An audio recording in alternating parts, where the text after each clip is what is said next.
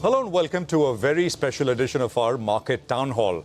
2024 is wrapping up and it is stock-taking time. While the Nifty is up only 11% this year, the mid-cap and small-cap indices are up an impressive 27% each this year. And while we take stock in terms of winners and losers, this is also the time to think ahead into 2025 and maybe even beyond. I'm Prashant, and that's what we intend to do here. With me is my colleague, Nigel D'Souza. Nigel, hi. Well, thanks a lot for that, Prashant. Well, we have three very, very special guests joining us on the show to help us out with exactly that. The bets, the ideas you need to track, which will make you money in 2025.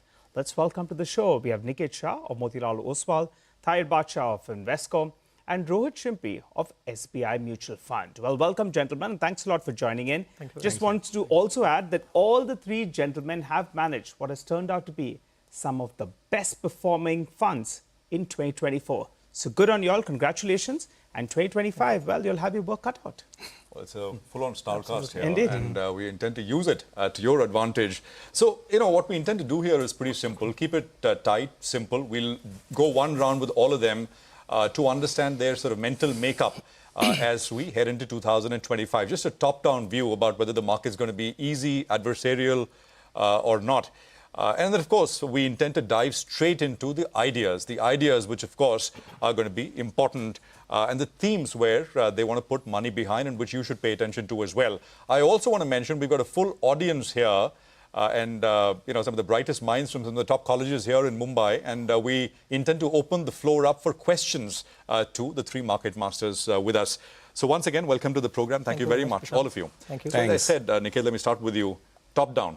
It's never easy, so I don't want to say, well, 2024 was easy and maybe 2025 won't be. It's never easy. But how is the setup looking as we head into 2025? As I said, mid and small cap indices have done 27%, which means stocks have done far better. Go on. Yeah, so I think if you look at in the beginning of 24, it looked like a year where there were still some opportunities available today. But as we start 2025, if you look at micro and macro both, so if you look at micro, earnings growth is kind of weakening out. From almost 35-36% earnings growth in mid-cap that we have seen in the last 4 years, we are now down to about 4 to 5%. We don't expect this to meaningfully move up, at least for 25 as such. On the macro side, I think clearly there are challenges as far as US is concerned. US has clearly articulated that there's going to be a $2 trillion cut on spending. And one really needs to see how that really shapes up as well, because that can have a meaningful impact on global markets. So if you look at the macro and micro, it looks like 2025 will be much more tougher year, probably in the last 5 years. It'll be a year where the market will be quite narrow.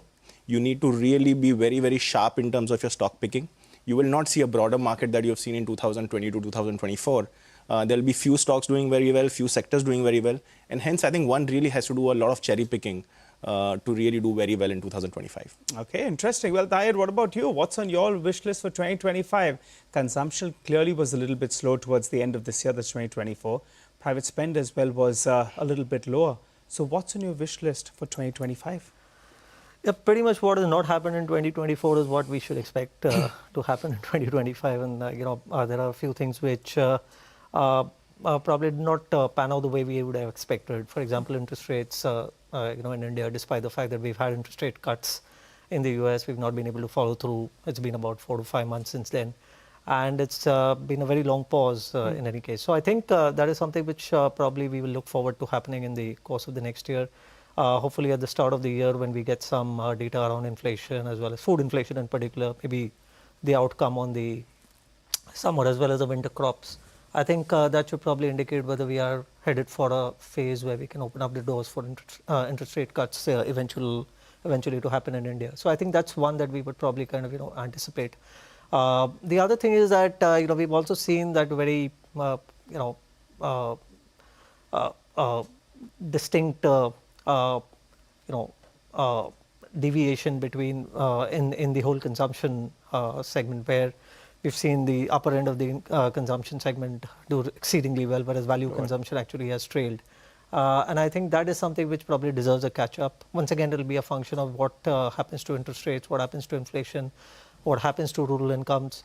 I think there are certain reasons which make us believe that probably that will get stronger, especially given that states and the government are now focused on rural upliftment, and probably also supporting some of the stressed sections of society. So I think that is another hope that probably comes about. It will give a more balanced look to the economy as a whole. And the last but not the least is probably private capex. That's also something which has been on the cards for a long period of time, especially at the time when we are probably confronted with a slower trajectory of government capex.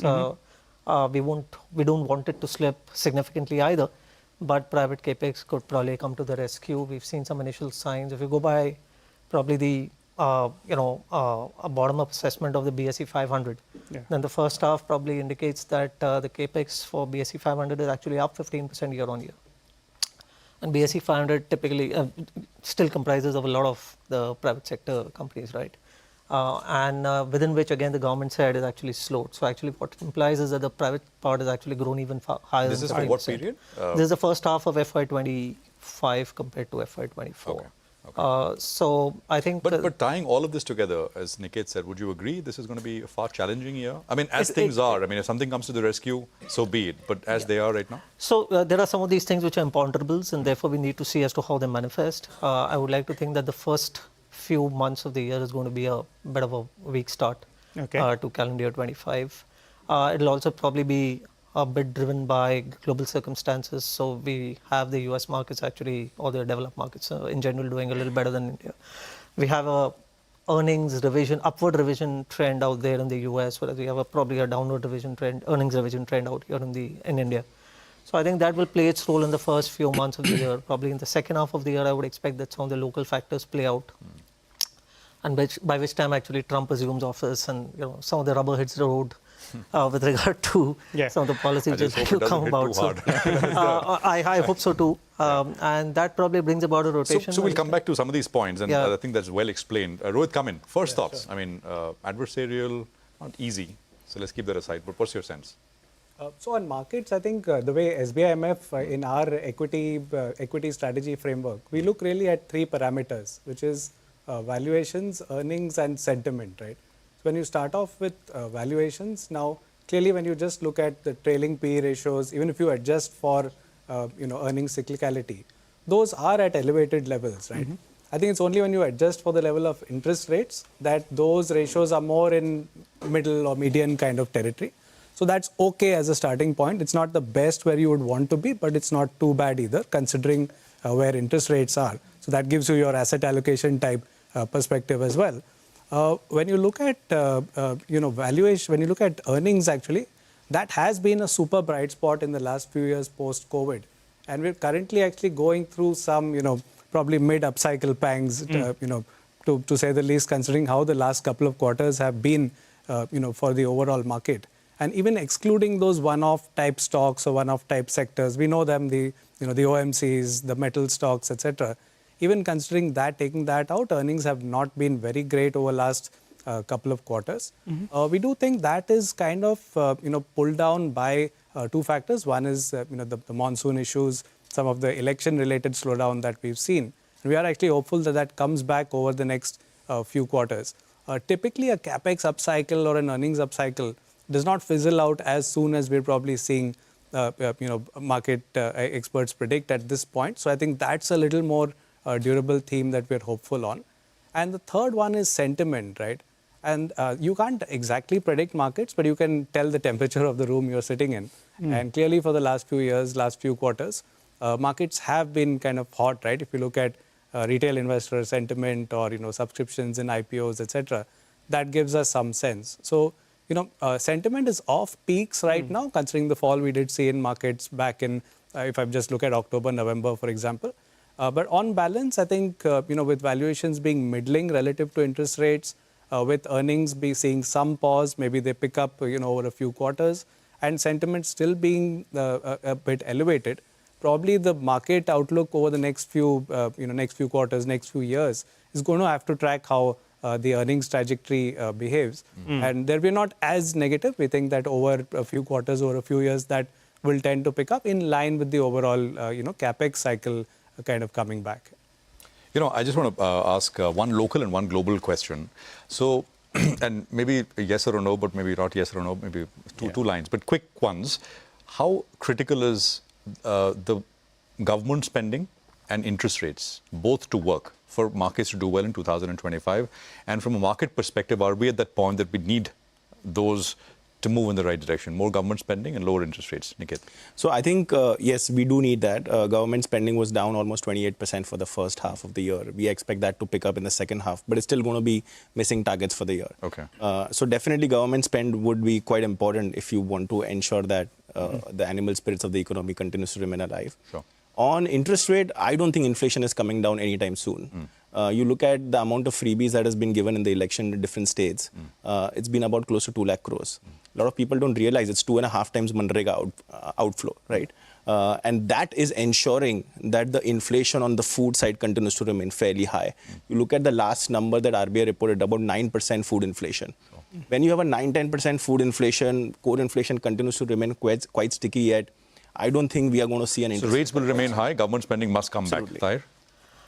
I would tend to agree. So basically, we need government capex definitely to continue, and I think that is the core of the Indian economy, at least. You mentioned private sector has to pick up the slack, but we've been hearing that for a while. It's not. I mean, maybe it'll happen. Seeing Hopefully, some signs. So the government has data to. Which is corroborating. So I think government has to, and it in up cycles of investment cycle, rising investment cycles, government has always played a very important role. They occupy nearly about 70% of the capex that has to be done. So obviously, you can't have a situation where they are absent from the market.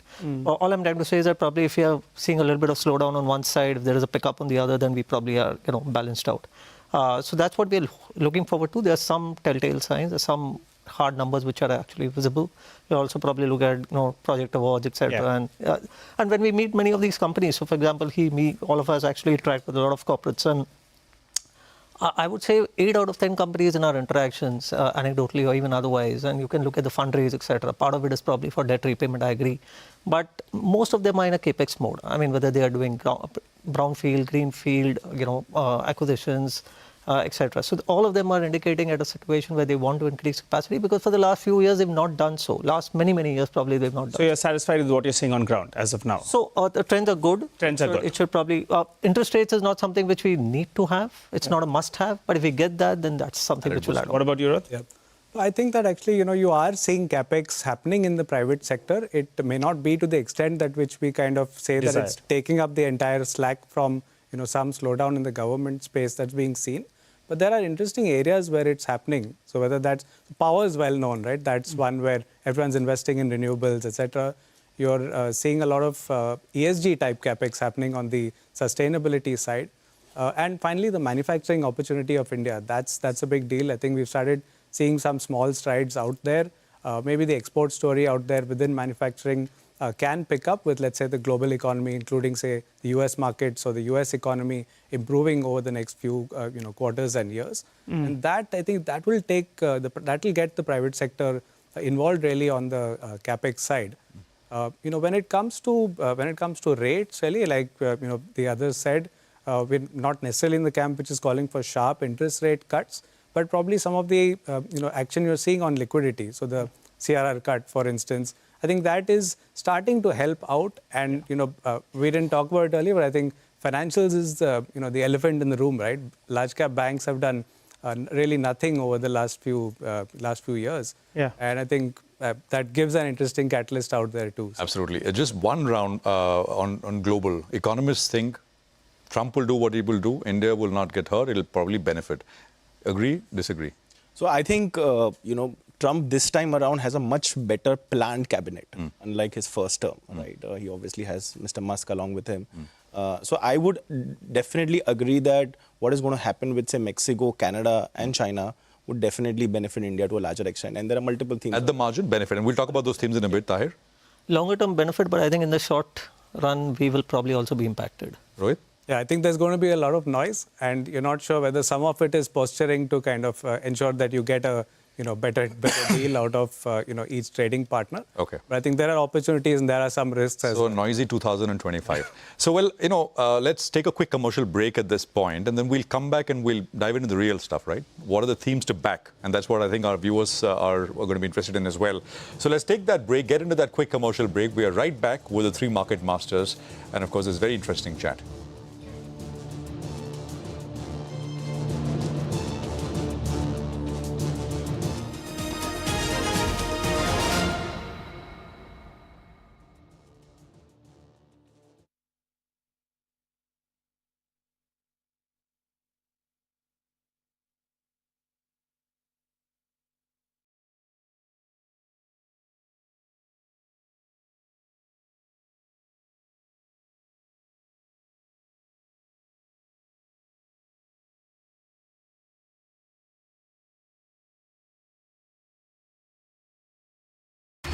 the last hour.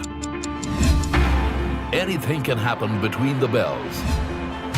But what happens during the last hour is what matters the most. The biggest market swings. A close-up look at what's driving them and how the investors are reacting. Watch the most seasoned market mavens guide you through the most important hour of the trading day. NSE Closing Bell.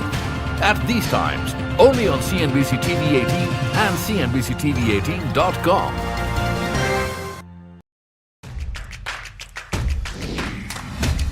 From sharp insights in the political arena to all the excitement from the world of sports.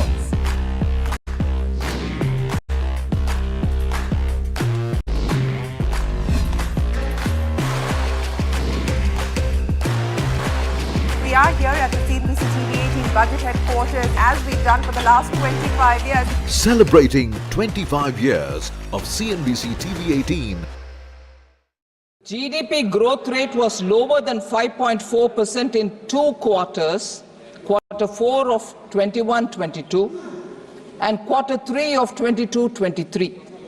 So it's important to understand that this drop happened just 2 quarters in the last 12 quarters that we're talking about. So let us not sort of pick on that one and predict future. This has been a steady growth and a steady sustained growth. So I'd like to place that perspective with the numbers before me. The regular union budget was passed by the newly constituted Lok Sabha post-parliamentary elections in middle of August 2024. Effectively, the implementation of new announcements of this government commenced after the Appropriation Act was passed by the Parliament in August 2024. Effectively, it is from August that we are starting to give emphasis to many of the things, inclusive of capital expenditure, and therefore we are now talking within 4 months after the full regular budget was presented in August. So the situation is no different from one seen in earlier years when parliament elections were conducted. So that's a very important consideration which I would like the honourable members to take on board. When annual Lok Sabha elections happen, those years do have a certain flow of resources, do have a certain ground-related expenditure happening, and when it picks up, the growth rate also picks up. But the blip is got to be understood in the broader context. Headline inflation was controlled at 3.9% between 1999 and 2004. Between 2004 and 2009, inflation surged to 5.6%, and again, you can compare it with the previous 99 to 2004, which I'm talking about.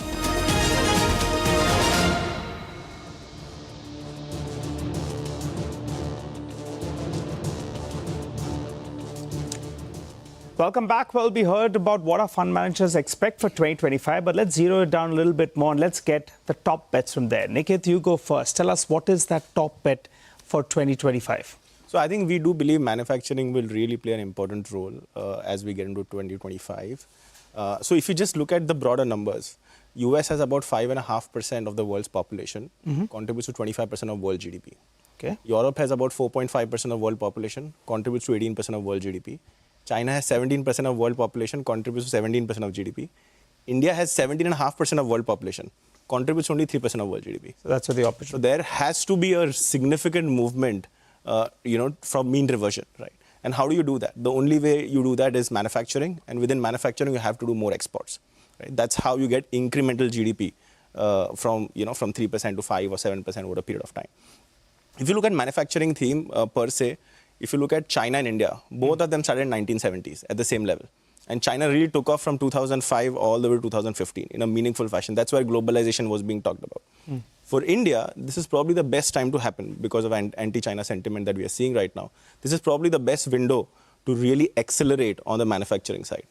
Also, if you look at India, is generally known for IT services, right? So if you look at globally, 20% is IT services or services export that we call, and 80% is merchandise export. So merchandise is far larger category than services. Yeah. In India, it's 60-40, 60 being services and 40 being merchandise. So I think the real move that the government has done in terms of PLI on the manufacturing, say mobile PLI, component PLI, which is likely to come announced shortly, all of them is actually moving in direction of ramping up the merchandise export from India. If you look at someone like, say, Apple, Apple this year is likely to do about $10 billion of sourcing from India. This used to be zero. If you look at India, in 2014, 78% of mobile phones was imported. Today, it's negative 25%, which means we export 25% to other countries, right? Thanks to PLI, obviously. So I do believe a lot of countries like China, if you look at Vietnam, Vietnam export is this year is about $120 billion. In 2013, Vietnam and India were at the same level. So we really need to do a lot of catch-up. And some of these PLI initiatives announced by the government are going to be quite handy as we go forward. Just to get the number, you said 10% of the sourcing Apple does is from India. No, $10 billion. $10 billion. $10 billion. Right now. And so if you look at exports annually out of, which is made, which Apple sort of exports, merchandise exports, is now, they've said that they want to get to about 25% of the overall sales, right? That's correct. That's over a period of 5 years. Right. So which is, again, a very large size When we speak to most of these EMS companies, they all kind of are still with the Android ecosystem. Correct. Very few work with the Apple, actually. Right. So will that change, you think? It will, right, with per capita. If you look at US per capita is $81,000. China's at $13,000. India's at $2,500. Yeah. It's 2.5. If it moves to 5,000, there's a large population willing to buy Apple phones in India itself. Right. So India will become de facto the second largest market for Apple in the next 5 years. So, for example, a Dixon, right, works with phones are still the biggest segment. They work with all 5 Android clients. Right. So what next? I mean, they're getting into other components, etc. But within phones, Apple is a very high value segment. Yeah. So if you look at mobile phone industry, is about 4 lakh crore. From a manufacturing standpoint, it's about 3 lakh crore worth of sales that they do. Yeah. Right. Of that 3 lakh crore, about 50% is semiconductor, which is 1.5 lakh crore. India virtually has no role to play, at least till FY28. Hopefully, the first foundry of Tata's will come and, we'll have some semiconductor from there. The balance 1.5 lakh crore is where the opportunity size lies, within the component manufacturing. Till now, if you look at prior to COVID, India was doing large amount of trading. 2020 to 24 was more of assembly. The first time we are now getting into manufacturing in a meaningful fashion, because our value addition was only about 14-15%. Now we are really going to 50% because balance 50 is semiconductor, which you can't do it. So effectively, the first signs of manufacturing will be visible now with PLI of electronic component manufacturing going live. And you will also see that in other categories. You are seeing in compressors, right? There are companies who are now doing tie-up for compressors in India, with 51% owned by an Indian guy and a 49% owned by an international guy. So I think all these moves will really play a big role to really change the unit economics of the way manufacturing changes in India. Valuations, Niket? It's quite punchy, but I think, in India, you have to pay, if you look at mid-cap itself, more than 65% of mid-cap are trading at more than 40 times 1 year forward earnings. So anything which is high quality and high growth is not going to come at 10p or 15p, right? It's going to be expensive in India. Motilal on the private equity side, I think, is the only investor in Dixon. They put in $40 million back in the day, and that's the only money which I think Dixon has raised, right? That's correct. Ever in their life. Yep. And apart from the IPO. So apart from the IPO, do you need to do something? I mean, you have to find something very small. Is it possible, or you think it's quite possible? I think if you identify some of these themes early in the cycle and play through the cycle, I think there is reasonable amount of money to be made. But you have to be ahead of the curve when you think about some of these newer themes. You have to identify which are those companies which have those capabilities. Like, for example, if you look at mobile phone, the real essence is display, camera modules, and to some extent plastic component manufacturing, which is quite relevant. So just name 1 or 2 which you already own with full disclosure. I mean, no, I think we own Shelly Engineering, which is a public domain information. And I think they work with Apple. I don't know, but I think if you look at, they are very, very large on the plastic eco component system. Yes. So if you look at mobile phone, there is a large amount of plastic component involved there. Sure. So we'll see how that plans. And this is one of your recent entrants in 2024, I think. Yes, it's been about 5 months old. Yeah. All right. Taher, do you want to talk about CDMO, which is a big sort of area of focus for you? What's the thesis? I think this is obviously about companies in India essentially benefiting from the China Plus One story, especially with regard to this whole space and small molecules as far as pharma is concerned, and even things like peptides, etc., which are coming into play. Especially there are a good number of companies which are involved in small molecules.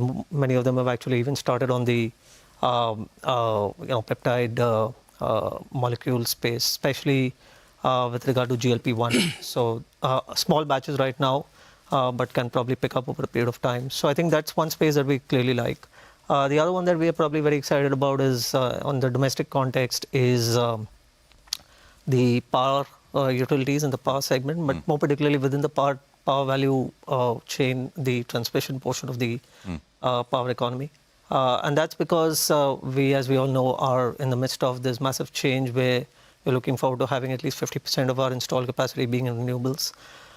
This calls for a significant overhaul, upgradation, change in the transmission system, because you're now actually going to have a mix of different types of power, right? We're largely dependent on the transmission system was largely driven by coal-based power up until now, and now you're going to have a mixture of wind as well as solar and coal. So transformers, companies which make transformers, all kinds of equipment which are related to actually upgrading the whole transmission system. The grid, basically. The grid, because you are going to have instabilities induced because of this intervention of different kinds of power sources. So, and we've not done anything to the power transmission system in a very long period of time. What kind of names? I mean, just to kind of talking about companies like Hitachi, GE Vernova, these are kind of guys who are going to, maybe even to some extent, even the likes of Siemens and ABB. Many of the multinationals probably will dominate here. There will also be the ancillaries, which are, as you mentioned, the transformer-related companies, where you have a fair number of Indian players as well. So I think that is the ecosystem that we like. We believe that that's something which is probably going to be a lot more durable. And this process is long enough, because you're talking about, even otherwise, you're talking about power capex being what, in the vicinity of some $400 billion over the next 5 years in order to do everything. Generation as well as transmission. So I think that's a huge number, and we are crunched for time. We are talking about the next 5-6 years, because we have to accommodate that 500 gigawatt which comes out of wind and solar. So I think it's not a very long, duration theme, and at the same time, it is probably concentrated among a few players. So I think there'll be a few of them which will be really, really large beneficiaries. Now, that's interesting, particularly on Hitachi. I had visited the company around 15, 16 months ago, and they were talking about HVDC orders. Normally used to come once in 4-5 years. Right. Now they're expecting it once in every year. So it tells you the kind of, We saw a couple of those actually come about in the last. Indeed. Yeah. And, that's... I think that's just the start, and we are probably going to see many more Indeed. as they come about. All right, Rohit, what about you? Tell us, what's the top bet for 2025? So mine is the most boring in the room, which is just the mean reversion factor of lower end consumption. And I think we've seen this, happen in a big way post-COVID, that the recovery has been extremely K-shaped, right?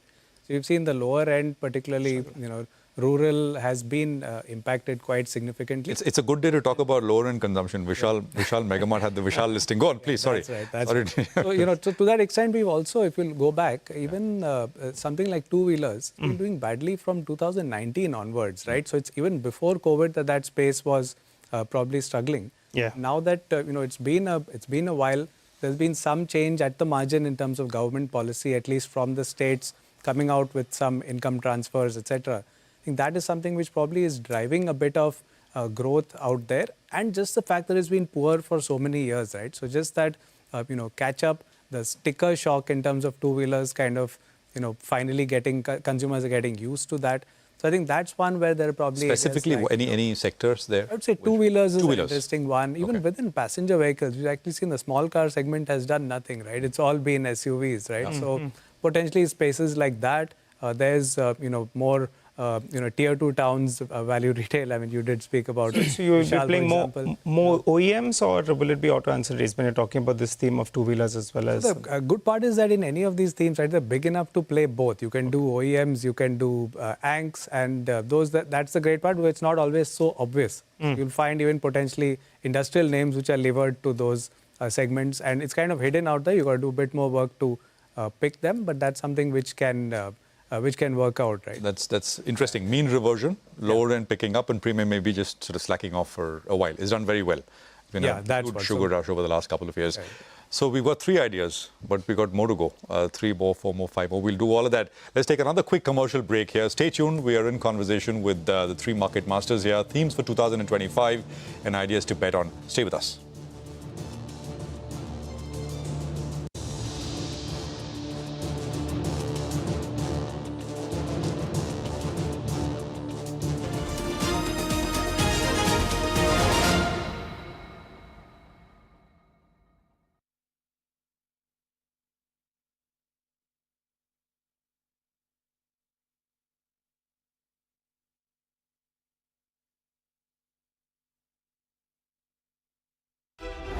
How about listening to global market maestros before crafting your investment strategy? How about getting deep insights into their businesses from top Indian honchos before putting your money on the line? How about making every trading day profitable with strategies from the market masters, macro pundits and chart wizards? Only one show gives you a head start to your trading day. Get ready to profit. Get ready for business with Badshah at these times on CNBC-TV18 and CNBC-TV18.com.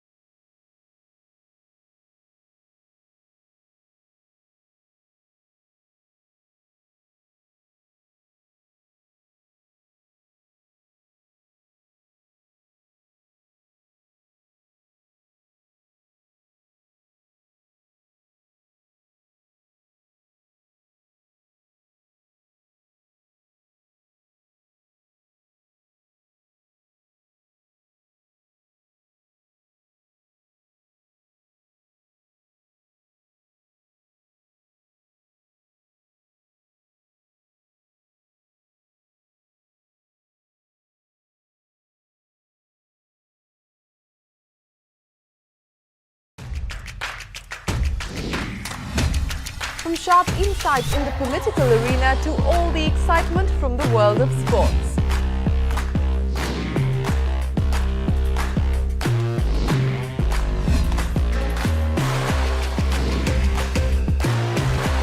We are here at the CNBC-TV18 budget headquarters as we've done for the last 25 years. Celebrating 25 years of CNBC-TV18. What does it take to build India's largest startup platform? It takes a journey of starting out as an unknown and ending up as unforgettable. It takes more than 2 decades of celebrating the most influential and influencing the most celebrated entrepreneurs. From chronicling the stories of India's startup universe to becoming a success story in itself, as India's longest-running show on startups and entrepreneurship, celebrating 21 action-packed years of building India's biggest startup community. Young Turks at 21, only on CNBC-TV18 and CNBC-TV18.com. The last hour. Anything can happen between the bells. But what happens during the last hour is what matters the most. The biggest market swings. A close-up look at what's driving them.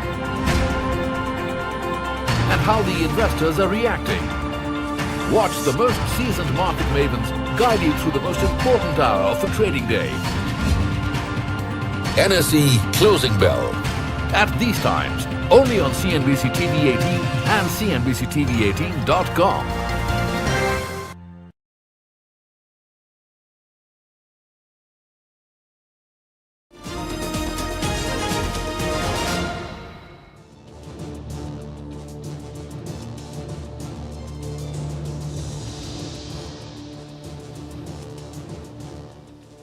Welcome back. You're with us here on this special Market Town Hall, and we're ideating about what to put your money into in 2025 and beyond. And we've got 3 young star fund managers with us, and we're sort of bouncing around ideas. We got 1 round done earlier. Let's get to the next one. Niket, GLP-1 is a theme that you want to back, and there's a very specific opportunity. Yeah. Probably after, I think, Lipitor, perhaps the largest drug category in the world, eventually, right? Yeah. Talk to us about that and how to play it here. So I think, obviously we've seen some large molecules like Revlimid in recent times, and GLP-1 obviously is probably the largest in mankind. We're now touching broadly about $50 billion worth of sale. There are still countries like Europe, India, some part of China, which still doesn't have, a GLP being launched at scale. So a lot of states within Europe and China don't have GLP-1s. And I think that clearly means that this particular molecule will continue to grow. at very rapid pace, at least for the next 3 to 4 years. Now, within GLP, there are two major ones. There are three, in fact, but two more relevant, which is liraglutide and semaglutide. Liraglutide is already off patent, but I think there's an exclusivity to one pharma guy till December 31st, which means from 1st Jan 2025, it gets off patent. And then there will be a lot of companies who will, try to tap on liraglutide. Sema gets into off patent next year in Canada, in Brazil. Canada is second largest market after US for semaglutide. And so is Brazil's probably the top 5 markets, which incrementally means that, again, there is significant size of opportunity for a large Indian pharma player, generic guys, to do first to file or, tap into that market. Now, there are multiple ways to play. One is obviously you play the API player. If there's an API player who will supply the API to the generic guys, that's still a very significant size of opportunity. The second is the generic guy itself, who decides to launch a generic version for Lira or Sema as and when, because the Sema gets into off-patent in 2032 in US, but other markets are still quite large, which incrementally means that there is a generic opportunity for the generic pharmaceutical players. Third is device manufacturers. Most of the GLP-1s are actually consumed through an auto-injector, which means that, and it's plastic in nature. So there is a significant amount of opportunity for device manufacturers because it cuts across all the players. Every player will need a device manufacturer.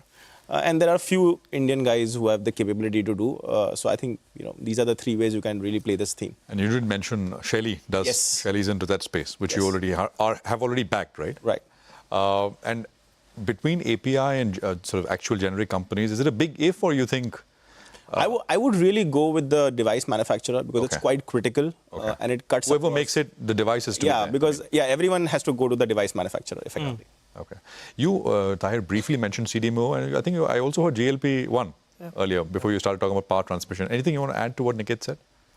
No, so I think there are a few companies which are also in the CDMO space, which are operating, trying to be end-to-end players in the spectrum. So Niket mentioned about certain companies which are in the specific buckets, but then there are some of them which are actually trying to do things end-to-end, and they're probably even enhancing their capabilities out there. We've seen a couple of new listings also which happened recently, which are in that area, and some of the existing companies as well. So I think that's the other part of the CDMO story which probably we what think kind will of names? Just purely from an we're looking at, educational we have a probably reasonably large position in a company called Suvain. Suvain Pharma is essentially one of them. So I think that's one. And then there are a few others also which we have smaller positions in. But Suvain is the largest that we have, and it's one of our larger bets even in the focus fund. It's there in the public domain, so I don't have a problem in mentioning it. Okay, all right, Rohit, what about you? I believe you're quite bullish on some of these real estate completion themes, real estate ancillary, so to call it. Yeah. Run us through that. I mean, what are the data points you're factoring in? So we all know real estate, residential real estate has been in a good cycle, and it's been coming out of 21. That's been one space which is doing really well. Yes. Housing inventories have been low, so new launches have also been picking up over time. Really speaking, the new launches have picked up in a very big way in calendar year 22, 23, 24, and that's actually forecast to increase at a quick pace going forward as well. Now, if you go back to the previous real estate upcycle, right, I'm talking about the period between, loosely speaking, between 2004 and 2011, let's say. Yeah. You will recall that actually the peak kind of launches and peak purchases came somewhere in 2010 to 12, right? But then, if you recall, the peak of the completion plays, when you think of companies like tiles, ceramics, even consumer durables, etc., that actually came somewhere in 2015 to 17. Right, so I think that's a nice kind of space that one has. So those companies right now, the initial plays, like for example, housing pipes have done well because that's what's used in the initial phase of construction. But the later cycle, when you're kind of getting your home, when you're finally doing the finishing in terms of tiles, ceramics, and finally filling it up with whether durables or even other products like furniture, mattresses. I think there are interesting kind of plays out there. Which today they're not doing as well because clearly the homes are not completed yet, so you can't spend on them just yet. The builders have put the checks in, but the homes, the keys have to be delivered. Yeah. So that is a space that you're looking at. Just talking about that theme, what about paints? What's the view out there? Because that's been a sector. So paints, we've been a bit selective out there. We've not kind of been across the board. It's not that we've kind of had huge holdings out there. we've been looking at it a little on a stock-specific basis, but clearly that space, like a lot of the consumer space, has had very high valuations in the previous decade, which unfortunately has led to new competition coming in, right? When somebody sees that kind of market cap created by some of these top companies, that is an invitation for competition, and clearly large groups have been getting into that. So one wants to be a bit careful. Having said that, do you never want to get into that space? Probably not, because these are high quality companies, great, great barriers to entry, great track records, good managements. You want to look at when you want to get in, and frankly, we've been a bit selective, but it's not been a whole hog kind of jump into that space just yet. Niket, consumer discretionary is something you mentioned, and I think Rohit was also talking about that. What kind of sort of ideas here within the discretionary I would say space? jewelry is one space which is just holding up, right? Every category has gone through ups and downs this year. Jewelry continues to go at 25-30%. So that's a very good hiding space in the current market. And I think few of the value retailers, who have done quite well, Lights of Trend, who have done extremely well in this year. And we do expect a lot of newer businesses to get added to that existing, Zudio or West Side for as such. Value seems to be like a common theme. Value retail and so the lower end of the segment, right? Yeah. I think Taher, you also like that space, and Rohit, you also mentioned that. So that space should do well. Okay, what we'll do is we have a couple of our own sectors that we want to ask, which I didn't hear quick commerce at all. That's been the big winner. I mean, Motilal Oswal, of course, is a big backer across all three companies, right? So we'll talk about that. But let's take another quick commercial break. What we'll do is we'll come back and open it up on the floor as well.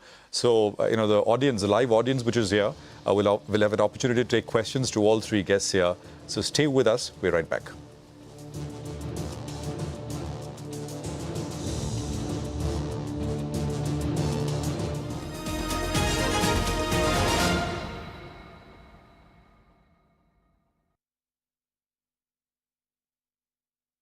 The last hour. Anything can happen between the bells. But what happens during the last hour is what matters the most. The biggest market swings. A close-up look at what's driving them. And how the investors are reacting. Watch the most seasoned market mavens guide you through the most important hour of the trading day. NSE Closing Bell. At these times, only on CNBC-TV18. What does it take to build India's largest startup platform? It takes a journey of starting out as an unknown and ending up as unforgettable. It takes more than 2 decades of celebrating the most influential and influencing the most celebrated entrepreneurs. From chronicling the stories of India's startup universe to becoming a success story in itself, as India's longest running show on startups and entrepreneurship. Celebrating 21 action-packed years of building India's biggest startup community. Young Turks at 21. Only on CNBC-TV18 and CNBC-TV.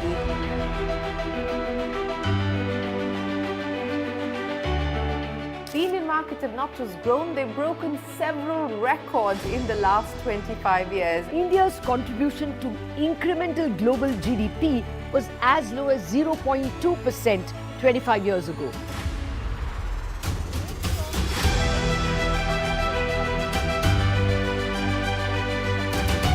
Over the last 25 years, CNBC-TV18 has closely followed the remarkable ascent of India's pharmaceutical sector. There was a time 25 years back that it was all about the FIIs. If FIIs would buy, markets would rally. If FIIs would sell, market would fall. Earlier, we were net importers of steel. From IT services to SaaS, from consumer electronics to space tech, from mere programming to AI ML. Cars, two-wheelers, three-wheelers, commercial vehicles have significantly become much more expensive than they were 2 decades ago.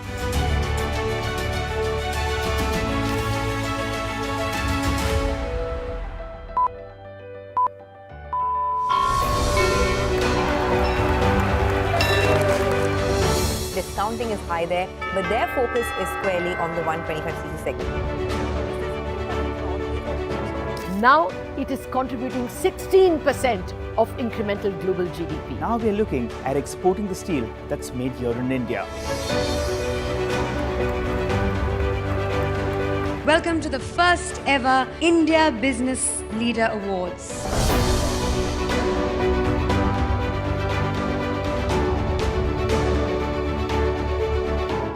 Cars, two-wheelers and vehicles generally being manufactured today are much lower on emissions and much higher on safety. India's technology industry has been at the forefront of cutting-edge innovation over the last 25 years. It's the retail which is the driving force for the market right now. Clearly,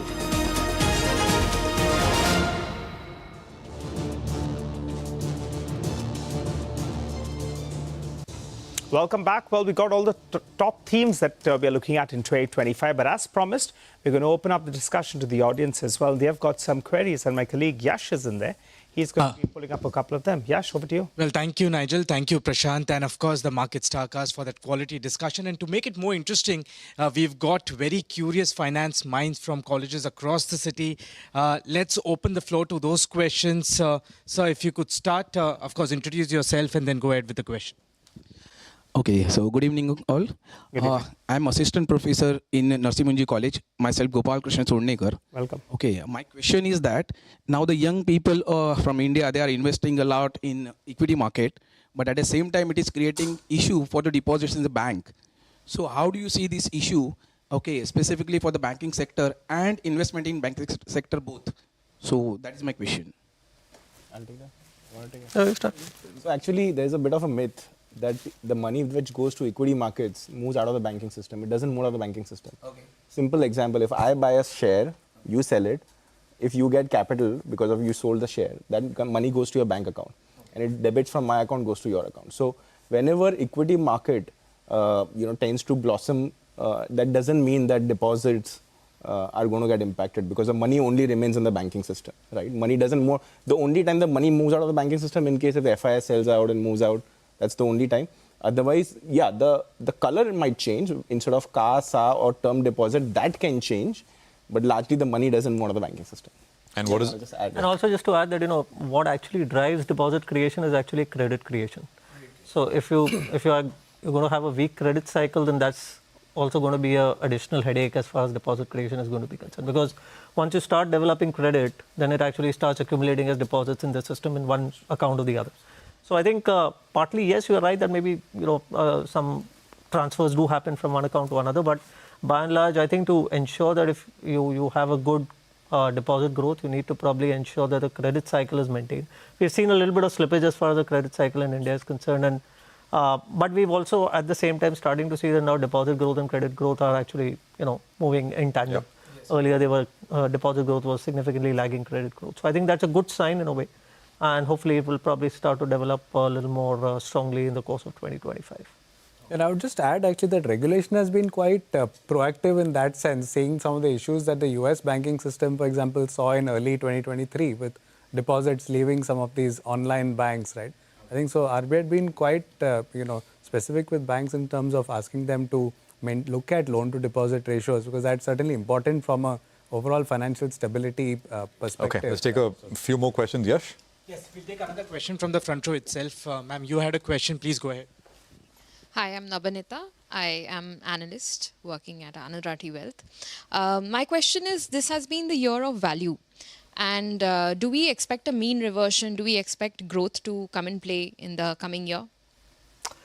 So I would like to think so probably that you will probably see a improvement in the growth part of the market as well. During the course of 2025. Will it come at the cost of value?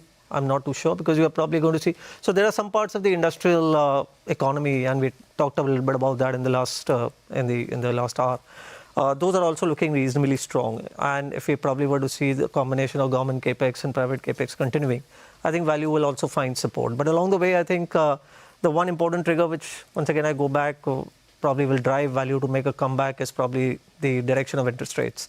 We're not necessarily looking forward to a very deep cut in interest rates, but even if we get a shallow cut, a shallow cycle downwards, I think that'll help the cause.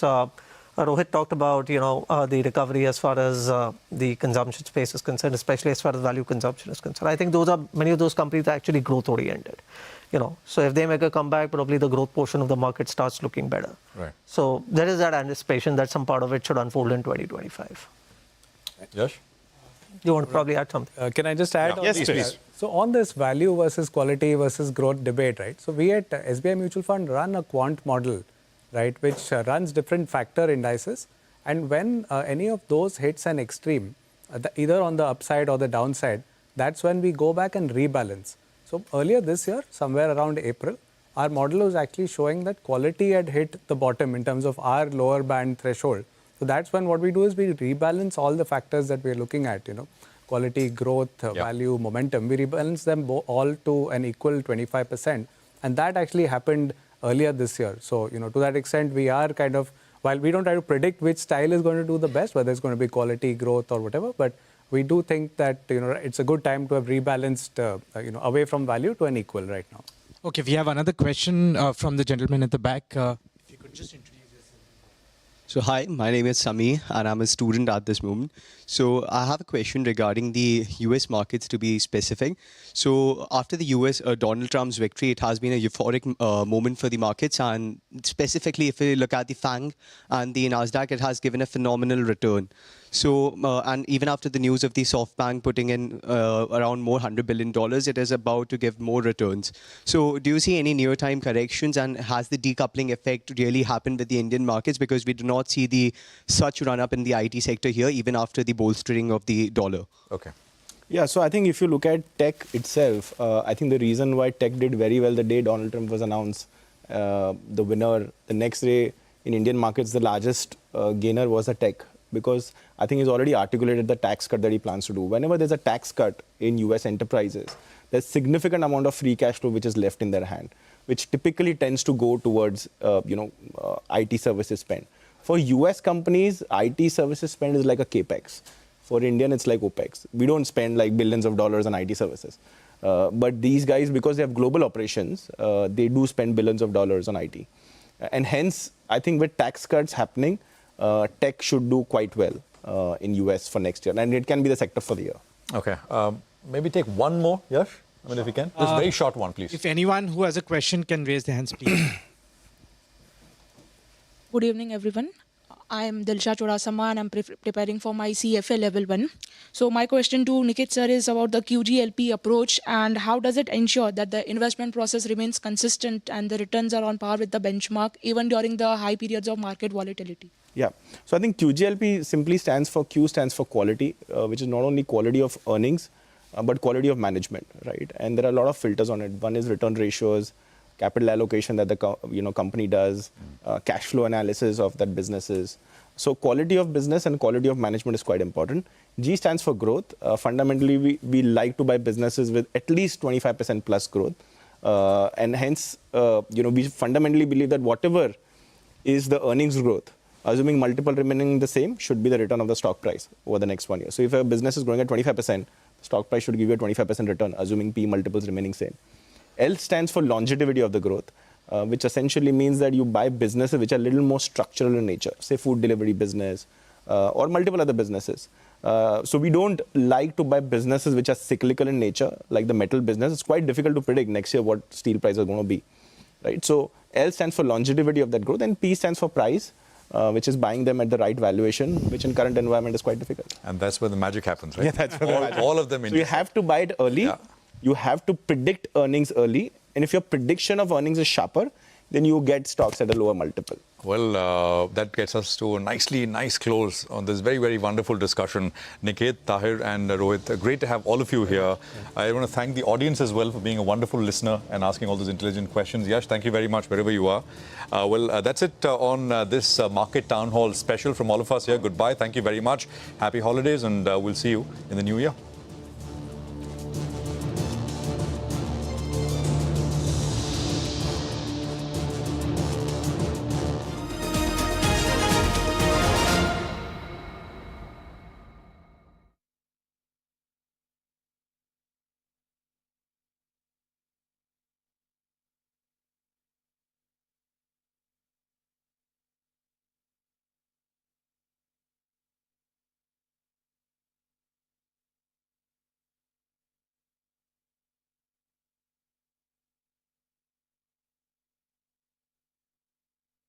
We have arrived on the global economic stage.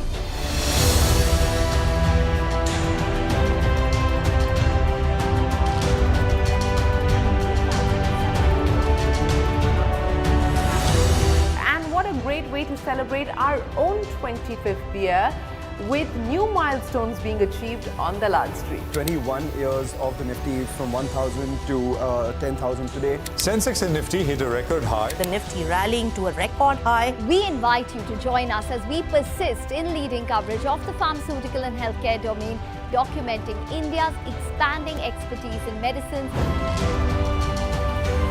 25 years of excellence and unparalleled growth. CNBC-TV18, embarking on a quarter century of excellence.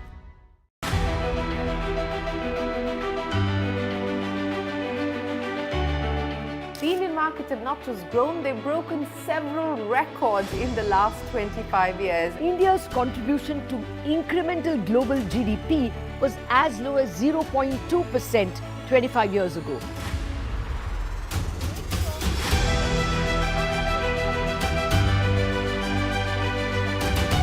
Over the last 25 years, CNBC-TV18 has closely followed the remarkable ascent of India's pharmaceutical sector. There was a time 25 years back that it was all about the FIIs.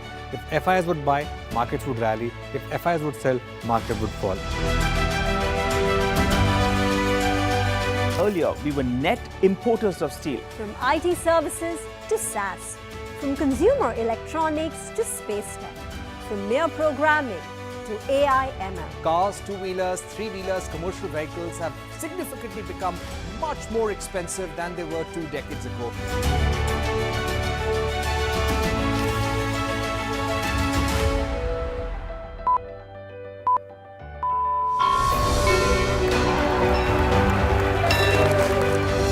Discounting is high there, but their focus is squarely on the 125cc segment. Now it is contributing 16% of incremental global GDP. Now we are looking at exporting the steel that's made here in India. Welcome to the first ever India Business Leader Awards.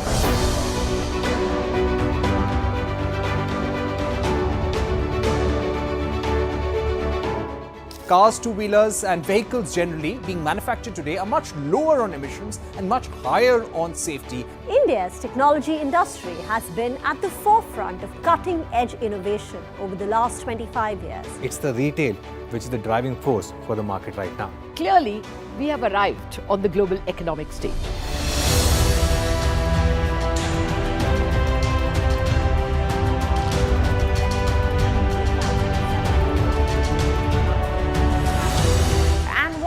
Way to celebrate our own 25th year, with new milestones being achieved on the Lal Street. 21 years of the Nifty from 1,000 to 10,000 today. Sensex and Nifty hit a record high. The Nifty rallying to a record high. We invite you to join us as we persist in leading coverage of the pharmaceutical and healthcare domain, documenting India's expanding expertise in medicines.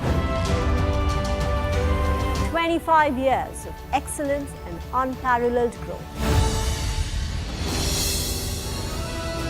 CNBC-TV18, embarking on a quarter century of excellence. .com. What does it take to build India's largest startup platform? It takes a journey of starting out as an unknown and ending up as unforgettable. It takes more than 2 decades of celebrating the most influential and influencing the most celebrated entrepreneurs. From chronicling the stories of India's startup universe to becoming a success story in itself, as India's longest running show on startups and entrepreneurship, celebrating 21 action-packed years of building India's biggest startup community. Young Turks at 21. Only on CNBC-TV18 and CNBC-TV18.com.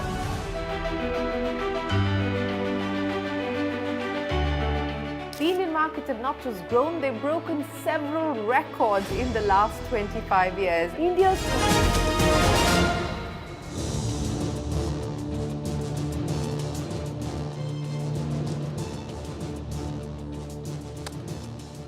Welcome to this Look Ahead 2025 Market Town Hall. While we've been talking to public market investors all the time, What we're doing now is speaking to two top private market investors. This is a space which has really exploded over the last couple of years, both in terms of new deals and big exits as well. I'm Prashant. With me, my colleague Mangalam. Mangalam, hi. Hi, what an incredible lineup that we have today. We're joined by Norwest partners Niren, Shah and Gaja Capital's Gopal, Jain. Between them, these firms manage nearly $16 billion in assets under management. While Niren is focused on late-stage venture to early private equity space, Gopal is growth-focused and operates in the mid-market segment. So between the two of them, we have the entire supply chain or the entire chain of VC and PE. Oh, absolutely. And I think they've been at it a long time, and they've got some really big winners under their belt. So, gentlemen, thank you very much, both of you, for joining us. I want to start with a slightly top-down-ish kind of approach because you guys can afford to do that, right? You're not tied to the benchmark and sort of, have to answer to investors, but not every month or every quarter. Niren, in your sort of career, and I'll come to you, Gopal, as well, we're in a bit of a soft growth patch, right? We're in the growth is in the 5% handle. It's made no difference to public markets at least. Does it make a difference? Has it made a difference? Because we've encountered these slow patches earlier as well. Just what's your sense and what's the outlook looking like for India and investing? So I think that no, it does not make a difference, these slow growth patches. We're really looking at sort of 8-10 year horizon. And if you look at the global sort of macro, I think India is in a sweet spot. I often say this, that if you were to be in India and to be in business and investing, this is the best 20 years you're going to get, going back 100 years and going forward 100 years. Wow. So as Norwest, we're very bullish about the sort of country where we are and the kind of growth we're going to witness. I think you will have, for every 3 steps forward, you may have half a step back. And that's part of the parcel. But I think if you just stay focused on the next 15 years, I think India has a great story coming. What about you? So from the time I started investing 1991, India was a $300 billion economy. And despite the 3 steps forward and 1 step back, it's grown from 300 billion to 3.5 trillion. And we can talk about whether it's going to take 5 years or 7 years or 10 years, but we are going to become a $10 trillion economy, say in 10 years. So in the next 10 years, this economy will create more value than what has been created in the last thousands of years. Right. What a phenomenal opportunity. Right? Look at the Sensex. The Sensex was what? At its peak 30 years ago. It's gone to 80,000. Compounding is the 8th wonder of the world. Investors cannot constantly trade in and trade out. You have to lock into secular trends and ride them. And one of the best secular trends in the world currently and for the past many years has been India. Okay.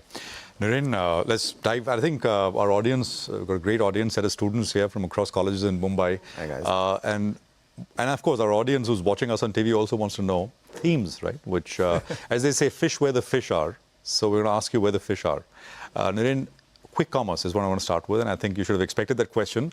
Yeah. For those of you who don't know, Niren and Norwest were one of the early investors in Swiggy, and I think they invested at a $35 million valuation. Swiggy, of course, is now a $16 billion company, so it's been a huge winner for you. So let's start with that space. You're still bullish on the space. Very bullish on the overall space, and of course, a big thanks to the Swiggy management for innovating on this space. So I think for us, according to me, it's very rare that you see in a country of India's size that a particular market is compounding at 100%. So one of our predictions for the next year in 2025 is that the quick commerce space in general will grow at about more than 100%. And I think that's completely driven by the fact that Indian consumers, if you just look at your own spending patterns, you want some of the deliveries now. You're noticing more and more that you need it much faster.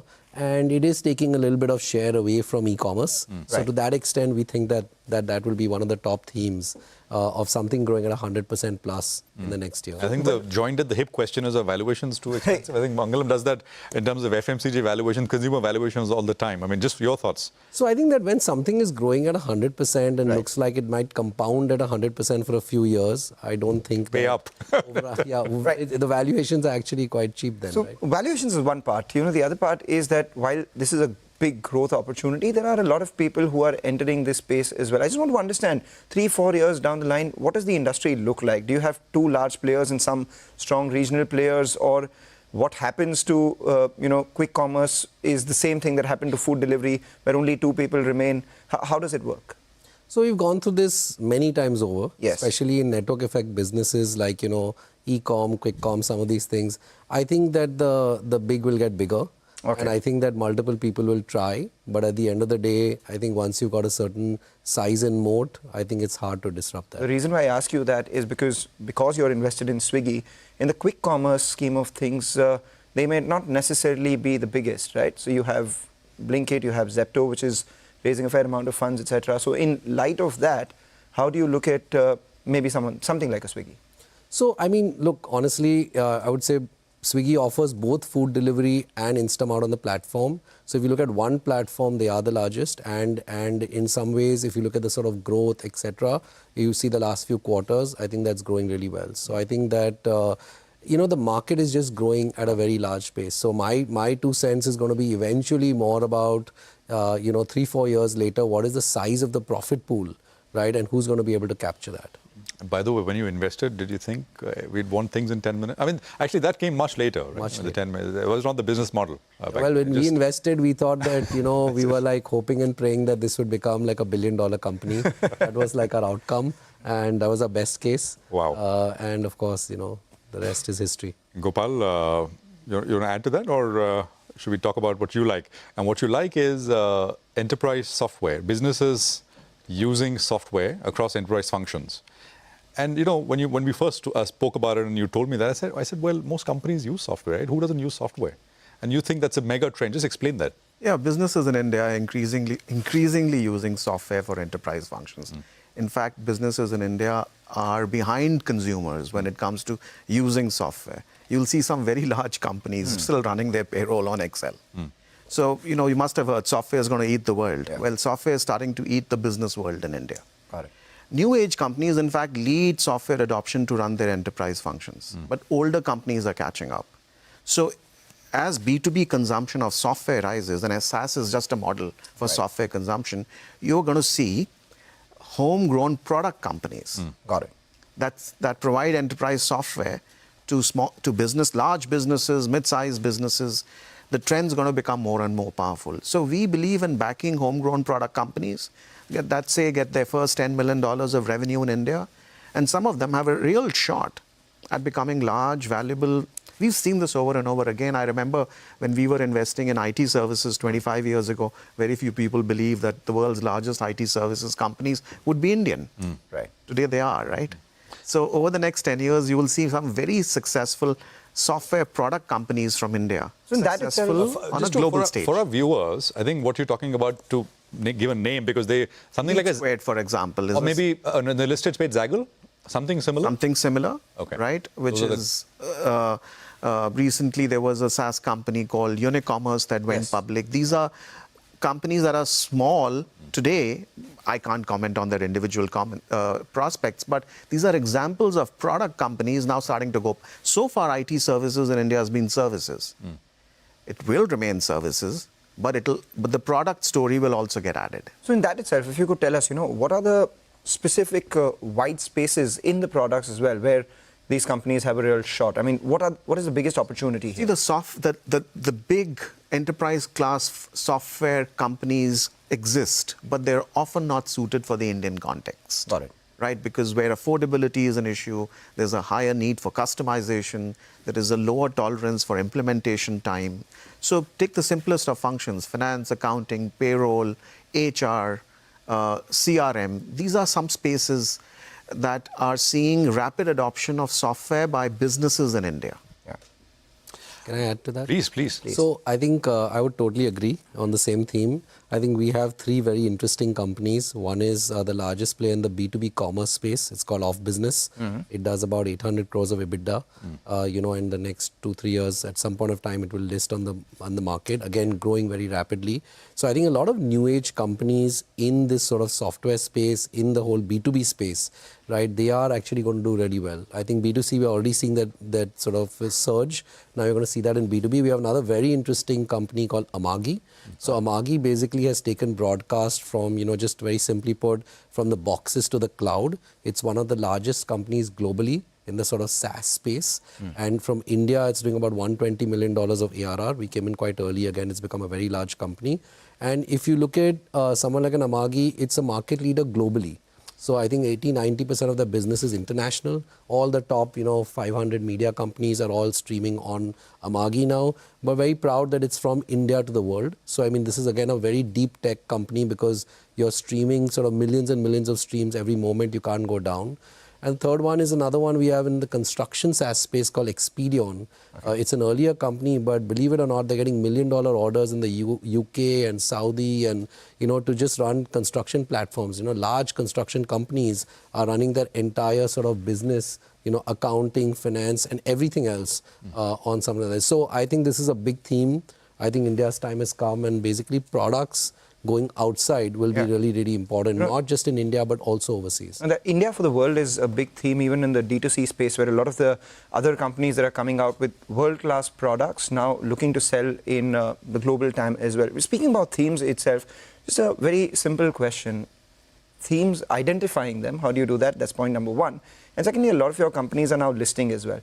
A lot of the people who are looking at listed companies, which are coming from the new businesses or PE-backed companies, etc., how do you, research upon them, and how do you identify whether the metrics are right or not? Because a lot of them are EBITDA loss-making, a lot of them are net profit loss-making, a lot of them don't understand these metrics, but they create a fair amount of wealth. So if you could give us a few hacks, to use a Gen Z term. Okay, I'll go first. So basically, it's very thesis-driven. You're reading a lot, you're assimilating a lot, and trying to figure out what's coming next. So the idea for us, at least at Norwest, is we're a little contrarian, a little ahead of the curve. If a herd is reached there, we will try not to do that. So we're trying to be a little ahead. In addition to that, I think a lot of it is meeting founders, looking at the data, looking at thesis, meeting a bunch of companies in that space, and being able to determine whether this makes sense. And finally, backing that up to your last question with due diligence, to make sure that what was mentioned to us or spoken to us, or these are the numbers, actually gets validated by accounting firms to make sure that the governance, the numbers, the structure, the risk compliance, etc., is sort of properly checked.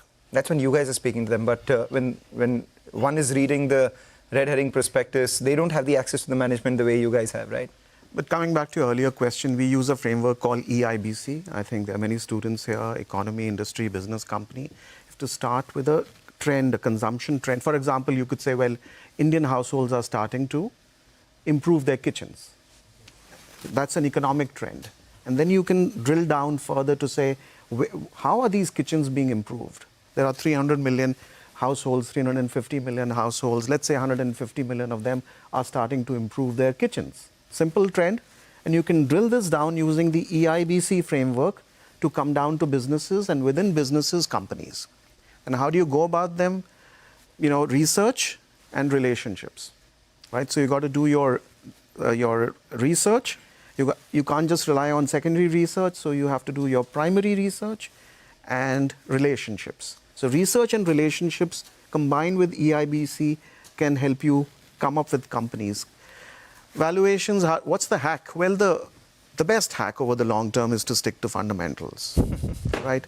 I mean, it always scares me when I see companies and markets trading on vanity metrics. Let's go back to fundamental. There is no justification for companies to trade on vanity metrics. What do you mean by that, vanity metrics? A stock price is purely a function of earnings per share and EPS growth. And the number of years you can see that. The world's largest market, the US market, trades largely on fundamentals. Yeah. Right? In fact, what's happened in private markets over the last 3 or 4 years is that fundamentals have come back to fore. Now, when people say markets are driven by technicals, it means markets can't be justified on the basis of fundamentals.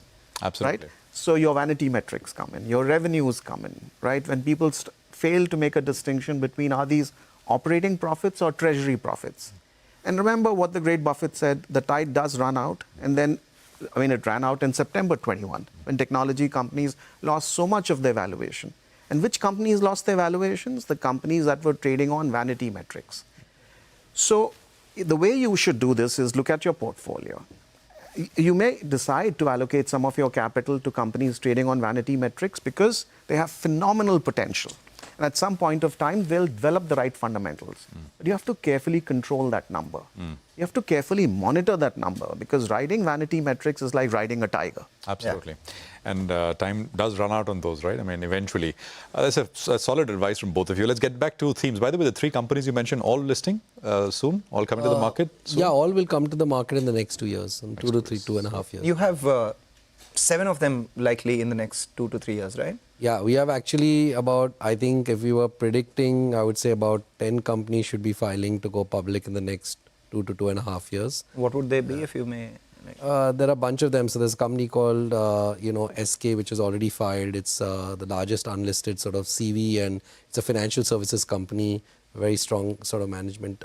We've got another one called Veritas, which is an MSME finance company. We've got one called Mintify, which is one of the largest supply chain fintechs in India.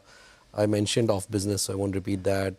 We've got another housing finance company. We've got healthcare RCM company. So we've got like a hospital. So I think a bunch of lot of sales coming. Theme, one more theme, Niren. What is the big from here? I mean, because So I really think that it's time for industrials, right? So I think that in India, sort of India to the world and manufacturing with this government sort of push, industrials, aerospace, autocom, those things it's time to shine. I'm actually less bullish on the commodity spaces, but much more bullish on some of these where there is an engineering component. I think that with China sort of waning a bit, India is getting to the size and scale. And I think that for the next 15, 20 years, we have that engineering talent where we could actually be, exporting this and doing much better. And I think we're taking more and more share from places like Mexico.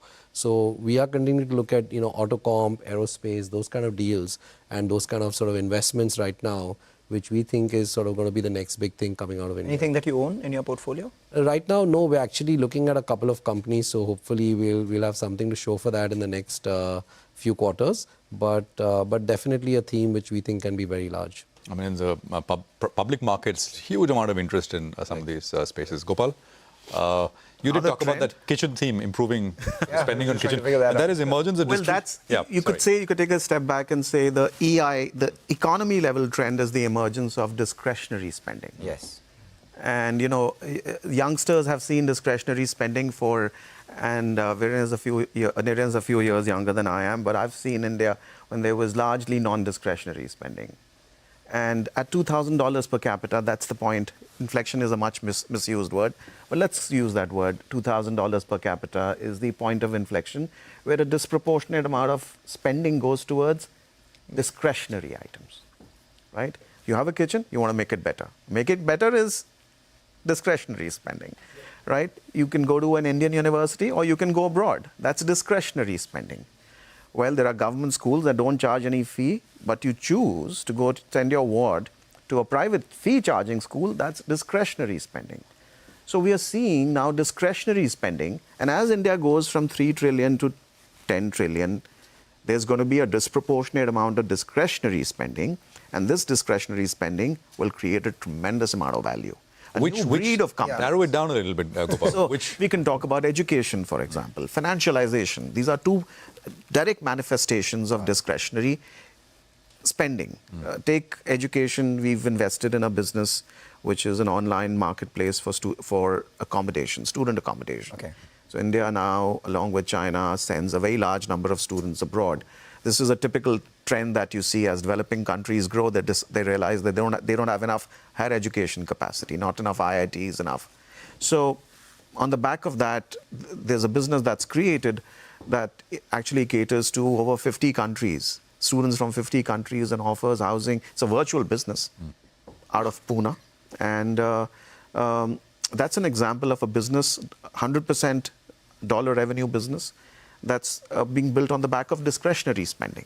You're also an investor in, I mean, that's one segment. You said financialization. I think you've been in a long-time investor in RBL Bank, and I think straightforward lending. So RBL Bank, if you remember, we were anchor investors in 2010. Then we again played anchor investor in 2020. It's an example of financialization, savings. And I would say that's sort of non-discretionary. Yeah. But discretionary is an example of that is asset management and wealth management businesses. So something like Avendus, which has grown on the back of wealth management, right? So there is growing wealth, and wealth management as a service is part of discretionary. So that's an example of how discretionary spending plays its role. Speak about the growth of mutual funds. And sorry. No, you speak about the education sector, lending, etc. And he also said, you have to know when to get off the tiger. He's been pretty good at getting off the tiger without getting bitten. But let's circle back to the discretionary part of it itself. We started speaking about quick commerce. We spoke about Swiggy. Were you tempted to look at any of these spaces when it comes to discretionary spending? Because kitchen is one part. Now, increasingly, people are thinking that maybe we're in an example. just-in-time kitchen sort of thing. As an investor that's invested for 30 years on the back of fundamentals, we've played e-commerce through the ancillary space. So both Niren and I have an investment in a company called ExpressBees. Okay. Right there, the business was closer to fundamentals. So yes, we weren't as smart as Niren. We weren't able to get over the line. By the way, when it came to some of these e-commerce businesses and quick commerce businesses. And that's going to be our style. Our style as a growth stage investor, because we come in later, we look for a certain unit economics, a certain path to profitability. The great Buffett has made less than 100 investments in a 60-year career. And that is the Gaja capital. That's the model we are looking to emulate. We've made in 25 years as many investments as many VCs make in a single year. So we carefully choose our shots. No, absolutely. And you're being humble, and you can't get them all. So I think that's the way I would look at it. But are valuations expensive? I mean, that's a question we ask in public markets all the time. And by the way, you guys are competing with public market investors now. Yeah. We're all turning VC because they're going back and back, pre-IPO, pre-IPO, because by the time it gets to the market, it's all juiced out. Everyone just wants to go to before the starting line as well. Everyone just wants to... So let me rephrase that. They're competing with us. Okay. They're doing what we were doing. They're competing with us. So So I actually think that market valuations are quite high. And I think that's driven by the public markets. So you have to space out your investments and stick very close to fundamentals, as Gopal mentioned. Because I think that, when you sort of focus on non-fundamental driven or, very poor unit economics or things like that, eventually, in a lot of I would say, late-stage venture side, you find that the unit economics are just not working out. So I've at least felt that we focused a lot on places where your break-even are profitable. Out of our 30 companies, about 26 would now be profitable. Once we come in, we sort of make sure the company gets profitable very quickly. Then we spend a couple of years preparing them for an IPO. Because in India, let's face it, exit has to be IPO. Yeah. Right? There's not that much of M&A. And then we help them get to a margin, because you can't just go public at break-even. So you want to get to a margin. And then, believe it or not, it takes you 3 years to exit. You're not going to be able to sell on day one, and you should not want to, because that would really hurt the stock price. So in most of these cases, a lot of private equity investors like us will just say that, look, let's wait over time and exit. So if you add up that journey, that's already 7 years, right? And so I think that it's really important to come in at the right point and to make sure that the risk-reward trade-off makes sense. Valuations are definitely very high. So we are struggling in terms of paying the very lofty valuations, which is coming a little bit, the wind is blowing from the public markets onto the private markets. And obviously you have to be very careful. It's a gust of wind, strong gust of wind. Very, very strong gust. Tornado, I don't know. Gopal, very quickly. Public markets in India haven't been cheap after 2006, 2007. And may I say, they are unlikely to ever become cheap again. Right? So what you have since 2006, 2007, you have short temporary periods of correction, 2008, 2013, 2020, in which technicals catch up with fundamentals. But the markets have consistently stayed a year to 2 years ahead of fundamentals.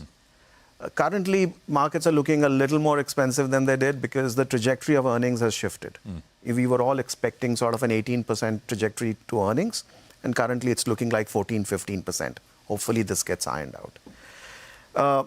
But, given the long-term prospects in India, it's easy to see why Indians are so optimistic about the future, why they are here to 2 I hope years. all Indians are optimistic, not just investors. Because I think that will make all the difference. Well, the number of depository accounts has gone from 6 crores to 17 crores in the last 5 years. Absolutely. So an increasing number of Indians have their savings invested in equities, either directly through shares or mutual funds.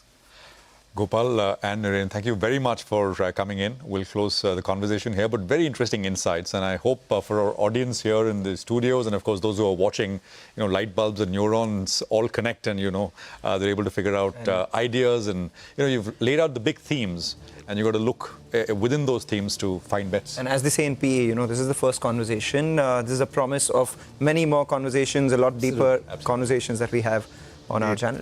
Absolutely. Well, having us. Thank you very much once again. Well, it's a wrap from all of us here on this special Market Town Hall. It's a VCP special, and as Mangalam said, many more in the future. Thanks for watching.